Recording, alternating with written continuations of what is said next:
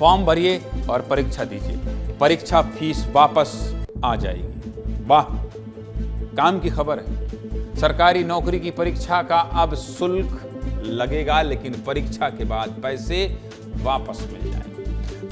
प्रतियोगी परीक्षा का फॉर्म भरकर एग्जाम नहीं देने वालों को अब नुकसान होने वाला है। अगर आप परीक्षा को लेकर गंभीर हैं तभी फॉर्म भरिए।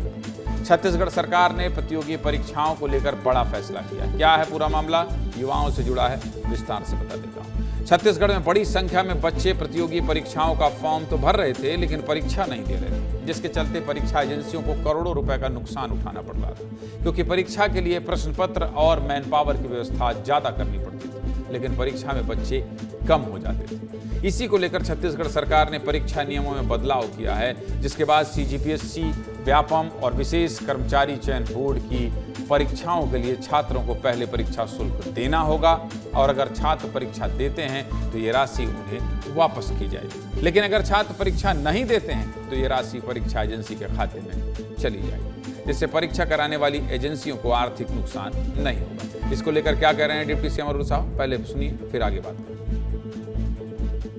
लोक सेवा आयोग, छत्तीसगढ़ व्यावसायिक परीक्षा मंडल, सरगुजा, बस्तर, बिलासपुर द्वारा आयोजित परीक्षाओं में छत्तीसगढ़ के स्थानीय निवासी अभ्यर्थी जो परीक्षा अथवा साक्षात्कार में उपस्थित होंगे, उन्हें उनके द्वारा दी गई परीक्षा शुल्क की राशि वापस की जाएगी। इससे सीरियस कैंडिडेट की परीक्षा में उपस्थिति का प्रतिशत बढ़ेगा।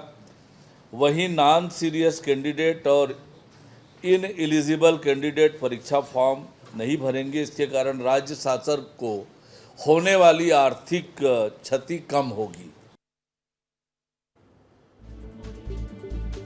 8 अप्रैल 2022 को तत्कालीन कांग्रेस सरकार ने राज्य में हो रही सरकारी परीक्षाओं का शुल्क माफ करने का निर्णय लिया था, जिसके चलते परीक्षा एजेंसियों को काफी नुकसान हुआ। पिछले 3 सालों में परीक्षा एजेंसी व्यापम को सबसे ज्यादा नुकसान हुआ। ये नुकसान किस तरह हुआ है ये भी आपको समझा देता हूं। साल 2024 में छत्तीसगढ़ में 11 प्रवेश परीक्षाएं हुई थी, जिसमें कुल 8,81,000 से ज्यादा लोगों ने आवेदन किया था, लेकिन जब परीक्षा की बारी आई तो सिर्फ 4,66,000 लोगों ने परीक्षा दी, जिससे करोड़ों का नुकसान हुआ। इस नुकसान को 3 परीक्षाओं की केस स्टडी के जरिए समझ लीजिए। छत्तीसगढ़ में प्रयोगशाला सहायक के 9 पदों के लिए 67,000 लोगों ने आवेदन किया था, लेकिन परीक्षा सिर्फ 18% लोगों ने दी, जिससे 1,26,00,000 से ज्यादा का नुकसान हुआ। वहीं अक्टूबर 2024 में लैब टेक्नीशियन के 260 पदों के लिए 1,30,000 लोगों ने आवेदन किया, लेकिन परीक्षा सिर्फ 50% लोगों ने ही दी, जिससे करीब 1.5 करोड़ से ज्यादा का नुकसान हुआ।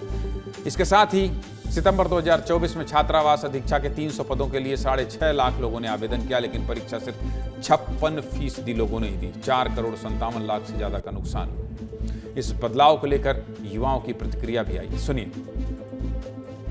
ये ज़्यादा अच्छा है कि जो लोग एग्ज़ाम दे रहे हैं आप बस उसी के लिए सारी फैसिलिटी अवेलेबल करवाएं। अच्छा डिसीजन है, इससे सरकार के रिसोर्सेज का भी नुकसान नहीं होगा। जो स्टूडेंट एक्चुअली में जो तैयारी करते हैं उनके लिए तो बहुत ही बढ़िया है, क्योंकि उनके लिए कंपटीशन कम हो जाएगा। बहुत लोग ऐसी फॉर्म डाल देते हैं और पेपर देने नहीं जाते हैं, जिससे गवर्नमेंट का काफ़ी नुकसान होता है। गवर्नमेंट का पैसा भी बचेगा और मेरिट लिस्ट भी कम जाएगी। सरकार का भी लॉस कम हो रहा है, प्लस मेरा भी लॉस कम हो रहा है। अगर जो फालतू युवा भी समर्थन कर रहे हैं।